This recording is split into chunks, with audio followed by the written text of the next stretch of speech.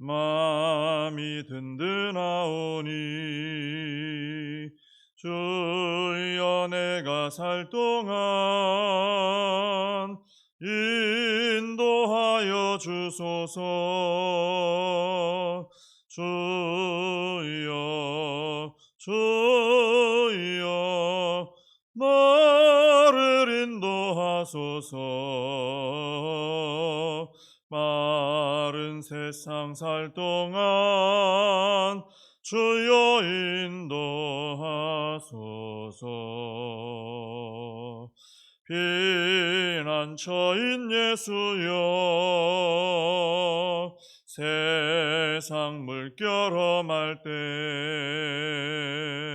크시는 해 베푸사 나를 숨겨주소서. 주여 주여 나를 인도하소서. 빠른 세상 살 동안 주여 인도하소서. 세상 풍파 지난 후 영화로운 나라와 눈물 없는 곳으로 들어가게 하소서. 주여 주여 나를 인도하소서. 빠른 세상 살 동안 주여 인도하소서. 아멘. 사도신경으로 신앙 고백하시겠습니다. 전능하사 천지를 만드신 하나님 아버지를 내가 믿사오며 그 외아들 우리 주 예수 그리스도를 믿사오니 이는 성령으로 잉태하사 동정녀 마리아에게 나시고 본디오 빌라도에게 고난을 받으사 십자가에 못 박혀 죽으시고 장사한 지 사흘 만에 죽은 자 가운데서 다시 살아나시며 하늘에 오르사 전능하신 하나님 우편에 앉아 계시다가 저리로서 산자와 죽은 자를 심판하러 오시리라.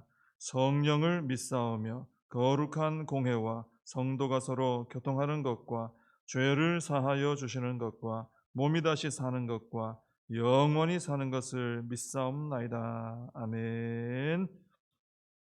요한계시록 2장 18절에서 29절까지 말씀을 보시겠습니다.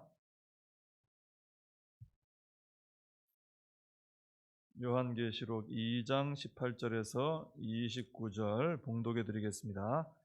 두아디라 교회의 사자에게 편지하라. 그 눈이 불꽃 같고 그 발이 빛난 주석과 같은 하나님의 아들이 이르시되 내가 네 사업과 사랑과 믿음과 섬김과 인내를 아노니 네 나중 행위가 처음 것보다 많도다.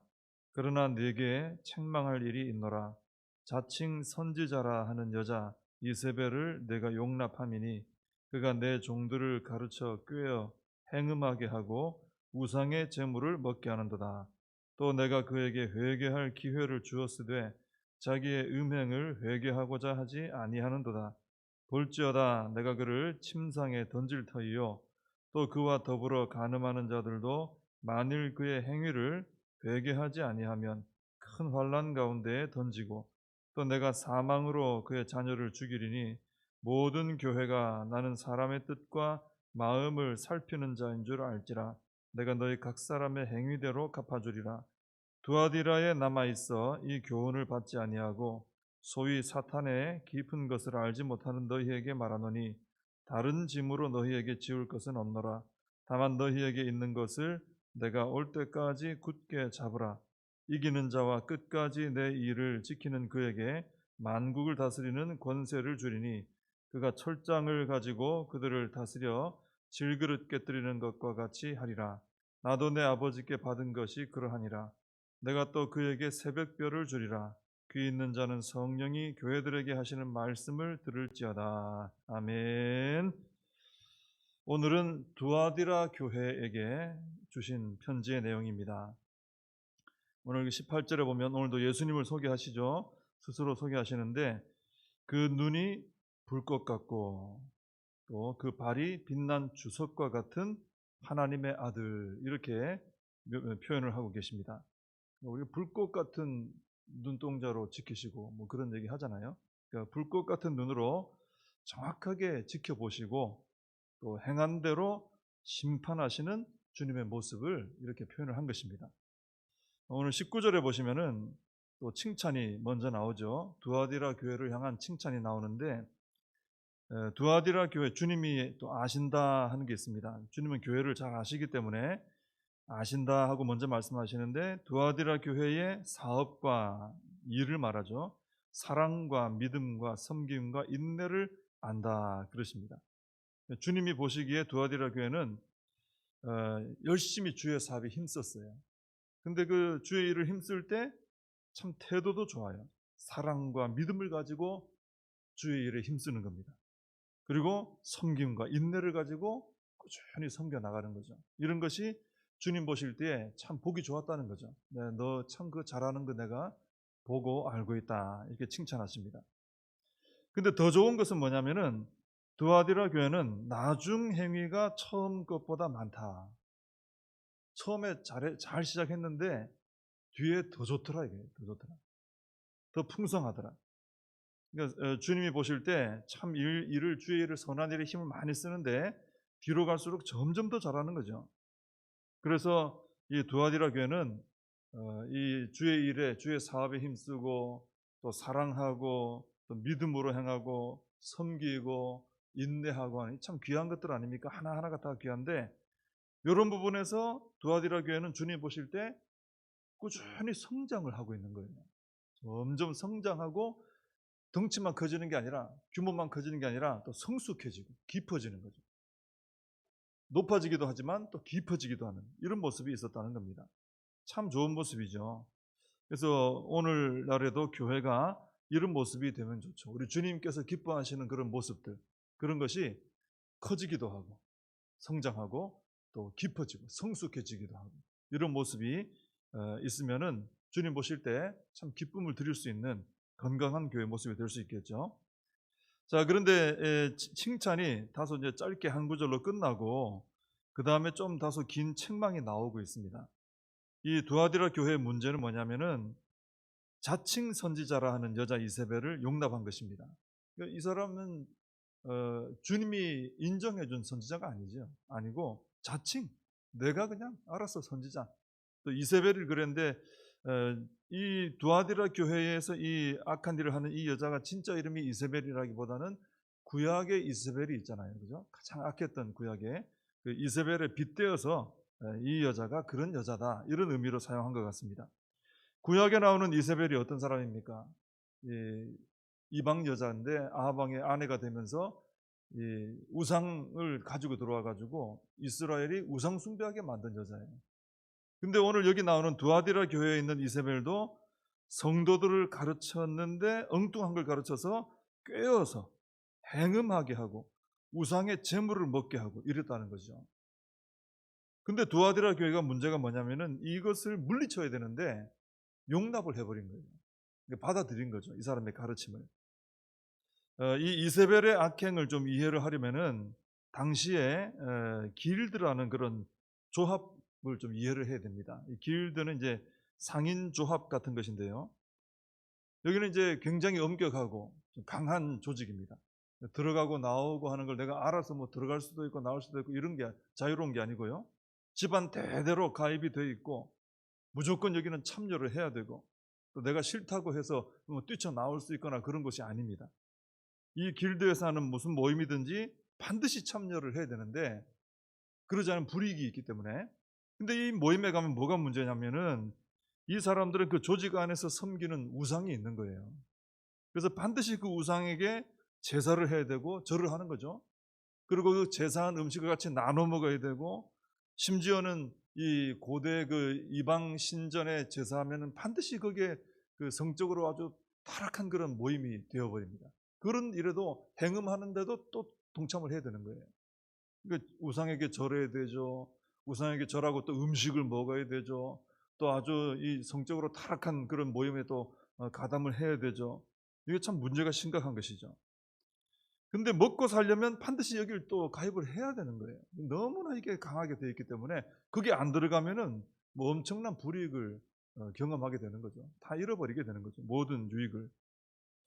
이 두아디라 교회 성도들이 예수님 믿기 전에는 뭐 이런 일에 참여하는 것이 전혀 뭐 문제가 안 됐어요. 예수님 믿기 전에 무슨 문제가 되겠습니까? 그냥 열심히 참여해서 먹고 살면 되는 것이죠. 근데 구원을 받고 나니까 이제 깨닫게 됐잖아요. 하나님만이 참 신이시구나. 유일한 참 신이시구나. 우상에게 절해서는 안 되는 것이구나. 이렇게 더러운 삶을 살아서는 안 되는 것이구나. 이게 깨달아진 거죠. 우리가 예수님 믿으면 그런 게 깨달아지지 않습니까? 이게 삶이 바뀌는 거죠. 그래서 이분들이 그 길드 활동에 참여할 때마다 어떻게 했어요? 과거에는 갈등이 없지만은 예수님 믿고 나니까 이제 막 갈등이 생기는 거예요. 이거 어떻게 해야 되나? 나 교회 다니고 하나님 믿는데 우상에게 절해야 되고 그 음식을 먹어야 되고 이런 더러운 행위를 해야 되고 도덕적이지 않은 일을 해야 되고 어떻게 해야 되나 이제 갈등이 되는 거죠. 그런데 뛰쳐나오자니 또 그게 또 먹고 사는 거하고 연결되어 있으니까 마음대로 하기도 쉽지 않고 이런 상황이었던 거죠. 그런데 이런 상황에서 이세벨이라는 여자가 나타나서 자기가 선지자다 그러면서 교회 와가지고는 그 모임에 참여해서 제사 지내고 음식 먹고 행음하는 거 여러분 신앙적으로 아무 문제 없습니다. 이렇게 가르쳐버린 거예요. 성도들에게. 갈등하고 있는데 이 여자가 아무 문제 없다. 그래서 성도들이 야, 저 선지자라고 하는데 저분이 문제 없다 그러니까 지금 마음에 가뜩이나 뭐예요? 야, 거기서 나와야 되나? 나 먹고 살아야 되는데 이런 갈등이 있는데 이 이세벨을 통해 자기 합리화가 이루어진 거예요. 그래, 가도 되지 뭐. 이때까지 해왔는데 저분이 가르치는데 뭐 괜찮다는데 뭐 이러면서 가자. 그러고 이제 넘어간 사람들이 생기게 된 것입니다. 이게 이제 두아디라 교회의 그 교회 안에서의 문제였던 것이죠. 근데 이걸 내버려 둔 거죠. 쳐내야 되는데 이세벨도 쳐내고 또 그 잘못한 사람들도 또 회개하도록 해야 되는데 내버려 둔 거예요. 왜? 자기들의 그 생계와 관계되다 보니까 쉬쉬하고 넘어가 버린 겁니다. 근데 주님께서는 이 이세벨에게 회개할 기회를 주셨어요. 그러니까 누군가를 통해서 분명히 회개할 기회를 주시긴 했습니다. 근데 회개를 하지 않습니다. 돌이키지 않습니다. 그래서 22절, 23절에 보면은 회개하지 않으면 이세벨을 침상에 던지겠다. 침상에 던진다는 게 뭡니까? 병들어 눕게 하겠다는 거예요. 쓰러뜨리겠다는 거예요. 주님께서. 주님은 교회가 그렇게 넘어가는 걸 내버려두지 않으시죠. 또 이세벨을 따르는 자들도 회개 안 하면 큰 환란에 던질 것이다. 이 말씀은 아직 던진 건 아니에요. 그러니까 이건 마지막 경고입니다. 그죠? 주님이 마지막 경고에 돌아와라. 성도들도 또 흔들리지 말고 믿음에 굳게 서라. 이것을 말씀을 통해 이제 마지막 경고를 해주시는 거죠. 자, 이 두아디라 교회의 문제 우리가 살펴봤습니다만은 참 쉽지 않은 문제입니다. 왜냐하면은 먹고 사는 것과 직결된 문제이기 때문에 그 두아디라라는 성 안에 살려면은 거기서 생활하려면은 이거 안 하면 안 되는 이런 참 심각한 그런 문제인 것이죠.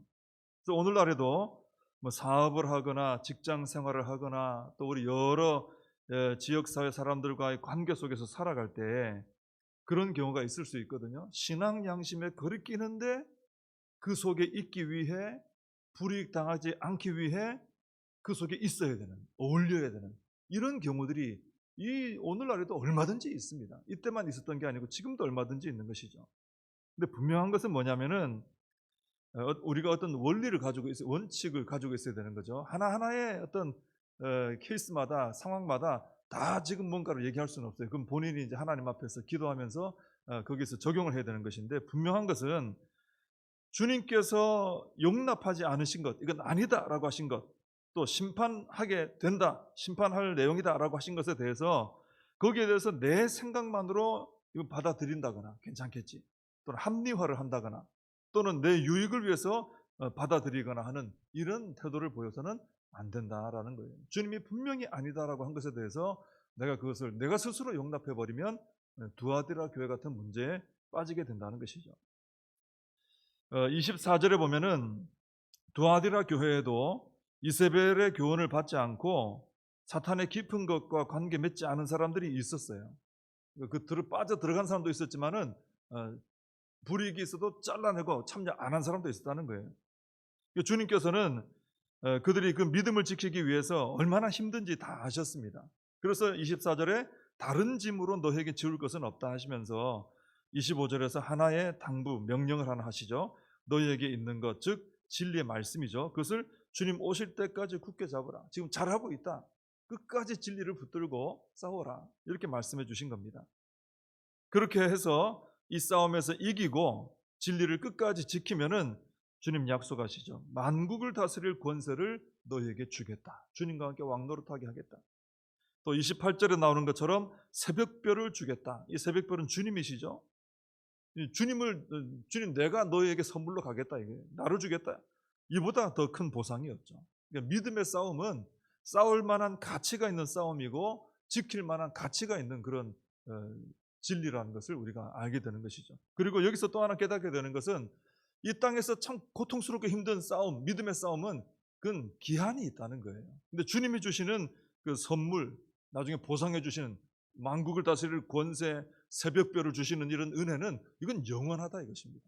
그래서 우리는 생각을 해야 돼요. 비교를 해봐야 되는 거죠. 내가 세상과 타협했을 때, 믿음에 타협을 했을 때 이 세상을 통해서 받아 누리게 될 것과 끝까지 믿음을 지켰을 때 주님께로부터 받게 될 것을 비교를 해봐야 된다는 것이죠. 이 세상에 주는 유익도 있습니다. 내가 믿음에 타협을 하고 적당히 이렇게 살아가면 거기서 받는 유익이 있어요. 그거하고 내가 끝까지 믿음을 지켜, 여기서는 고난받지만 끝까지 믿음을 지켰을 때 주님께로부터 받게 될 것들, 이걸 비교를 해보고 우리가 믿음의 결단을 해야 된다라는 것입니다. 그래서 우리가 이 세상과 타협하도록 미혹하는 이 이세벨의 미혹, 지금도 있다는 것을 알고 이것을 잘 분별해서 물리칠 수 있도록 그런 담대한 믿음과 지혜를 달라고 간절히 기도할 필요가 있어요. 우리 힘으로 쉽지 않은 것은 하나님께 맡겨야 됩니다. 그래서 우리가 이런 현실적인 문제 속에서 갈등하고 어떤 고민되는 게 있으면 이건 정말 하나님 앞에 매달려서 간절히 기도해야 돼요. 그러면 지혜를 주시고 담대함을 주시고 능력 주셔가지고 하나님 역사하셔가지고 반드시 이 사람이 믿음을 지키고 승리하는 길로 인도해 주시는 것입니다. 아주 붙들고 기도해야 됩니다. 그리고 우리는 주님께서 주시겠다 한 하늘의 선물들을 계속 우리는 바라보고 소망해야 됩니다. 그러면서 끝까지 어려움 중에도 진리를 붙들고 믿음을 지켜나가야 될 줄로 믿습니다. 기도하겠습니다. 하나님 아버지, 두아디라 교회의 어려움을 저희들도 충분히 공감하고 참 이해가 되는 부분이 있습니다. 믿음을 지키려고 했을 때 그들이 잃어버리게 될 것들이 너무나 크기 때문에, 현실적으로 너무나 무거운 것들이기 때문에 이분들이 믿음을 지키느라, 믿음을 끝까지 지키는 이런 생활하기가 쉽지 않았구나 하는 그런 모습을 보게 됩니다. 그러나 주님께서 분명히 말씀해 주셨던 것처럼 하나님 끝까지 믿음을 지켜나가는 선한 싸움을 싸워나가는 또 저희들이 될 수 있도록 하나님 저희들에게 담대한 믿음을 주시고 또 하늘의 지혜를 주시옵소서.